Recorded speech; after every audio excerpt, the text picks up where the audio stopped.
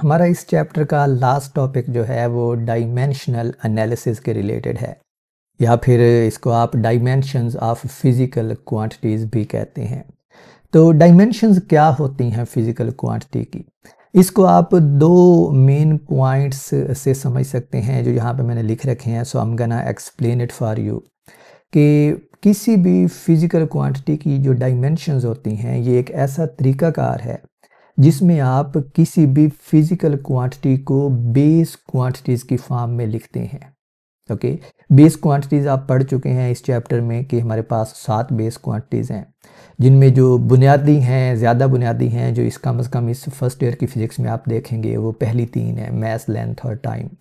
तो जो डायमेंशंस हैं किसी भी फिज़िकल क्वांटिटी की, it's a way in which we write that physical quantity in terms of mass, length and time, और जो आप बाकी बेस क्वांटिटीज हैं उनकी फॉर्म में। This is the first point to remember and to understand what is a dimension of a physical quantity। और जो दूसरा वे है, it's more of intuitive way कि इस तरह हम क्यों करते हैं। मिसाल के तौर पे आपके पास कोई आपको पता है कि हमारे पास मुख्तलिफ सिस्टम ऑफ यूनिट्स हैं जिनमें हम कोई भी फिज़िकल क्वांटिटी मेजर कर सकते हैं। मिसाल के तौर पे फोर्स के यूनिट जो हैं वो न्यूटन भी हैं, फोर्स के यूनिट जो हैं वो डाइन भी हैं। लेकिन जब आप इसी फोर्स की डायमेंशंस की बात करेंगे तो ये हमेशा ही बेस क्वांटिटीज़ की फॉर्म में होगी। तो इसका मतलब है कि फ़र्ज़ करो कि आपके पास फोर्स की कोई मेजरमेंट दी हुई है और उसके यूनिट्स जो हैं वो डाइन हैं और आपको नहीं पता, आपके पास किसी क्वांटिटी की मेजरमेंट दी हुई है और उसके जो यूनिट्स हैं वो किसी ऐसे सिस्टम में है जिसका आपको नहीं पता, लेकिन आपको ये बताया जाता है कि उस क्वांटिटी की डायमेंशंस क्या हैं। तो उन डायमेंशंस को देख के आपको फ़ौरन पता चल जाएगा कि ये कौन सी फ़िज़िकल क्वांटिटी है। मिसाल के तौर पे अगर आपको एक क्वांटिटी की वैल्यू दी हुई है और उसके यूनिट्स डाइन हैं और आपको नहीं पता डाइन किस फिज़िकल क्वांटिटी का यूनिट है, बाय द वे ये उर्दू वाला डाइन नहीं है जो हमारे यहाँ होता है, तो आपको नहीं पता कि डाइन किस फिज़िकल क्वांटिटी के यूनिट हैं, लेकिन आपको साथ में ये बताया गया है कि इस क्वांटिटी की जो डायमेंशंस हैं वो ये वाली हैं और आप उन डायमेंशंस को देख के फ़ौरन गैस कर सकते हैं कि अच्छा ये क्वांटिटी जो है ये तो फोर्स है, क्योंकि ये जो डायमेंशंस बताई हुई हैं ये तो फोर्स की डायमेंशंस होती हैं, तो इसका मतलब है कि डाइन भी फोर्स के ही यूनिट हैं। तो it's a way you see कि हम किसी भी फिज़िकल क्वांटिटी को बेस क्वांटिटीज़ की फॉर्म में लिख देते हैं और ये तरीक़ाकार जो है ये डायमेंशंस कहलाता है। तो हमने इनको रिप्रेजेंट करना है। ज़ाहिर है अब अगर हम किसी क्वांटिटी को, मैं तो आपको बोल के बता रहा हूँ ना कि इसकी डायमेंशंस ये होती हैं, लेकिन बुक्स में तो आप देखेंगे, बुक्स में तो सेंटेंस लिखा होगा कि इस क्वांटिटी की ये डायमेंशंस हैं। तो आपने कैसे समझना है कि ये बात डायमेंशंस की हो रही है, या अगर ये भी नहीं लिखा हुआ कि ये इसकी ये डायमेंशंस हैं, सिर्फ आपके पास एक फार्मूला दिया हुआ है, तो आप कैसे उसको समझ सकते हैं कि अच्छा ये डायमेंशंस की बात कर रहा है यहाँ पे। तो उसकी हमें रिप्रेजेंटेशन की ज़रूरत चाहिए। तो किसी भी क्वांटिटी को अगर आपने बेस क्वांटिटीज़ की फॉर्म में लिखना है तो इसका मतलब है हमें पहले बेस क्वांटिटीज़ की डायमेंशंस की रिप्रेजेंटेशन चाहिए। तो जो 3 हम इस कोर्स में यूज़ करेंगे जो हमारे पास मेन है वो है हमारे पास मास, लेंथ और टाइम। तो मास की डायमेंशंस जो हैं इसको आप कैपिटल M से लिखते हैं और इसकी रिप्रेजेंटेशन का तरीका ये है कि आप इसको स्क्वायर ब्रैकेट्स में लिखते हैं। जो हमारे पास लेंथ है उसको आप कैपिटल L से लिखते हैं और इसको भी आप स्क्वायर ब्रैकेट्स के अंदर लिखेंगे। तो ये जो स्क्वायर ब्रैकेट्स हैं ना, ये दरअसल हमें ये बताती हैं कि डायमेंशंस की बात हो रही है।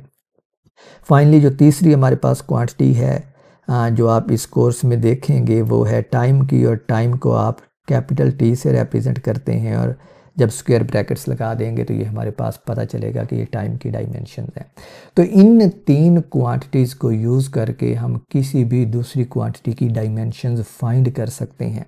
Late me give you some example, very simple example. वो क्वांटिटीज़ जो आप पढ़ के आए हैं पहले 9th और 10th की फ़िज़िक्स में, और ऑफ कोर्स इस फर्स्ट ईयर की फ़िज़िक्स में भी उसको पढ़ेंगे। तो let me take few example.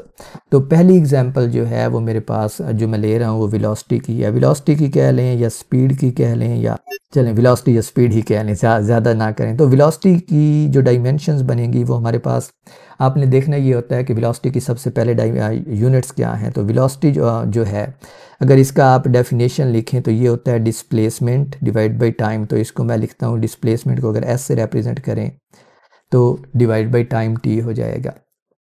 और यहाँ पे मैंने इनकी वेक्टर फॉर्म नहीं लिखी, यानी आप इसको स्पीड कंसीडर कर सकते हैं। अगर इसके ऊपर वेक्टर निशान भी डाल दूँ तो वो वेलोसिटी बन जाएगी, लेकिन डायमेंशंस के केस में इसमें कोई डिस्टिंक्शन नहीं है। तो जब आपने वेलोसिटी की डायमेंशंस लिखनी है तो आप यहाँ पे देखें कि हमारे पास जो क्वांटिटी न्यूमरेटर में है ना, वो डिस्टेंस है। असल में डिस्प्लेसमेंट या डिस्टेंस दोनों मीटर्स में मेजर किए जाते हैं, ओके। और मीटर जो है वो हमारे पास किस में आता है, लेंथ में आता है। तो अगर आप यहाँ पे एक स्टेप में इसके यूनिट्स लिख लें तो इसके यूनिट्स होते हैं हमारे पास मीटर्स पर सेकंड। तो अब जो हमारे पास वेलोसिटी की डायमेंशंस बनेगी, अब मैं वेलोसिटी की डायमेंशंस के लिए भी स्क्वायर ब्रैकेट्स लगा रहा हूँ। इसका मतलब है कि राइट हैंड साइड पे जो भी चीज़ आएगी वो वेलोसिटी की डायमेंशंस को रिप्रेजेंट करेगी। तो ये हमारे पास मीटर जो है वो लेंथ होती है, और लेंथ की डायमेंशंस जो हैं हमारे पास वो कैपिटल एल हैं, और ये रहा square bracket. Divided by time है, और टाइम की डायमेंशंस जो हैं वो कैपिटल टी हैं। तो ये हमारे पास कैपिटल टी आ गया। और इसी चीज़ को आप नेक्स्ट स्टेप में, यानी टाइम को अगर न्यूमरेटर में लेके जाएं तो यूँ भी लिख सकते हैं L T power -1। That's it. ये आपके पास वेलोसिटी की डायमेंशंस आ गई। तो इस तरीके से हम डायमेंशन फाइंड करते हैं, और वेलोसिटी की डायमेंशन जो है वो L multiplied by T power -1 है। एक और एग्जांपल लेते हैं। Let's calculate the dimensions of acceleration. और एक्सेलरेशन हमारे पास होता है सिंबल A, और इसकी आप डेफिनेशन करते हैं v divide by T, velocity divide by time. और अगेन मैं यहाँ पे जो वैक्टोरियल फॉर्म है ना, मैं उसको नहीं ले रहा, यानी सिर्फ एक्सेलरेशन की मैग्नीट्यूड को ले रहा हूँ। तो वेलोसिटी के यूनिट्स हमारे पास होते हैं मीटर्स पर सेकंड, और टाइम के यूनिट होते हैं सेकंड। तो यहाँ पे जो एक्सेलरेशंस की डायमेंशन बनेगी मेरे पास, मीटर जो है वो लेंथ है, तो ये बन जाएगा लेंथ डिवाइडेड बाई सेकंड। एक सेकंड ये वाला है और एक सेकंड ये वाला है, और ये दोनों डिनोमिनेटर में मल्टीप्लाई हो रहे हैं, तो ये सेकंड स्क्वायर है, विच मीन्स कि सेकंड जो है वो टाइम की यूनिट्स हैं, तो ये बन जाएगा टाइम स्क्वायर, और ये इनके इर्द गिर्द स्क्वायर ब्रैकेट्स लगाएंगे तो ये इनकी डायमेंशंस बन जाएंगी।